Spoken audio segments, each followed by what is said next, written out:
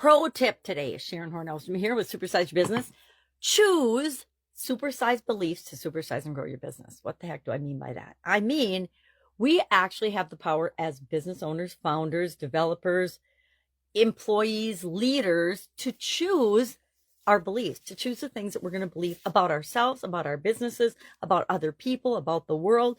And if we choose things that empower us and help us to grow and supersize, that's what will happen in our careers, in our lives, in our businesses. And why would we not want to choose that? However, we learned yesterday that our thoughts are 80% negative, 80% of the things that we think. And our beliefs are, of course, thoughts we think a lot, thoughts that have strong emotional attachments to them or triggers, or thoughts that we don't even realize are holding us back in different areas and aspects of our life, especially when it comes to building and growing and supersizing our business. So how do we go about looking at this, thinking about this, and using it in our favor to help us to build and grow and supersize our business?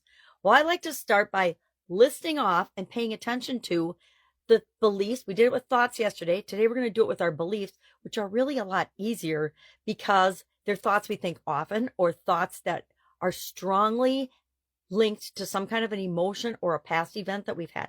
Say you got fired from a job.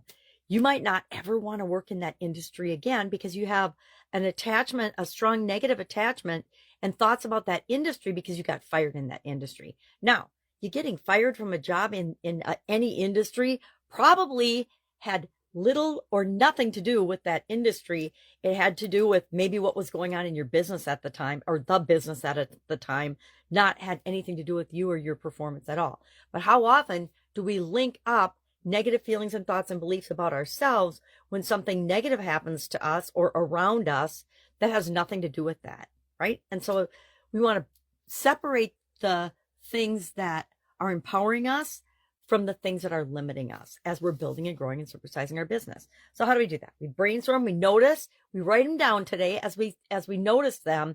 Oh, I've thought that 10 times today. Maybe that is something that I believe about my business.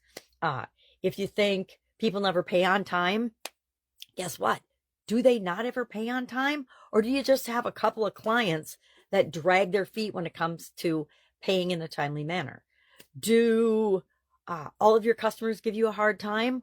Or is it just a couple customers that you spend 90% of your time dealing with because they're not the right customers for you or for your business? Is that a belief that about customers, or is that a belief about a couple of customers that maybe we should outsource to other vendors for the products and services that we provide for them? So that's what we're going to do. We're going to brainstorm a list. I'm going to make us be a little more active this year in terms of participating in growing and building and supersizing our business. Not it's just me spewing out information that you may or may not do anything with. Today, just like yesterday, I'm going to say, hey, do this. As you go about your day, just jot down lists of beliefs that pop up for you. And then at the end of the day, we're going to put little plus or minus by them. Plus meaning, yes, this is moving my business in the direction I want to go, or maybe not so much.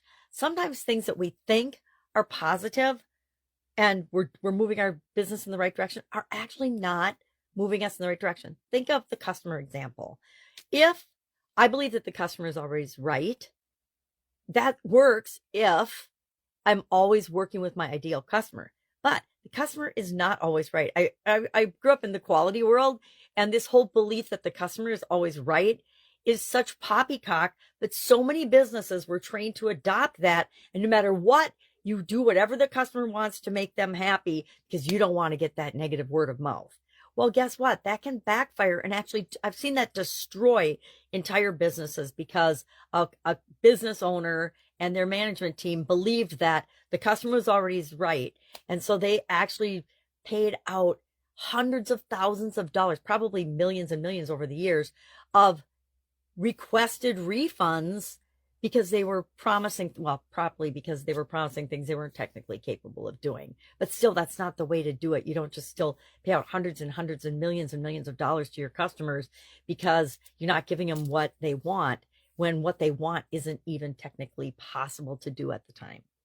So brainstorm your list of beliefs, plus or minus. And remember, we don't think that our limiting beliefs, or we don't think any of our beliefs are limiting us.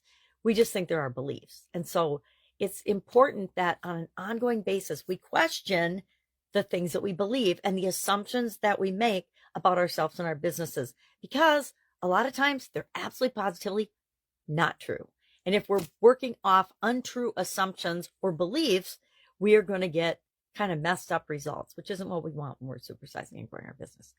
If you need any help with this, hit me up. I've literally done this thousands of thousands, if not tens of thousands of times for myself and with other people. So it's one of my favorite things to do, because it is so enlightening when we realize that we have the power to choose what we're going to believe or not believe about ourselves, our businesses, our life, what we're capable of, etc. Have an awesome day. And of course, see you tomorrow. Have fun with this.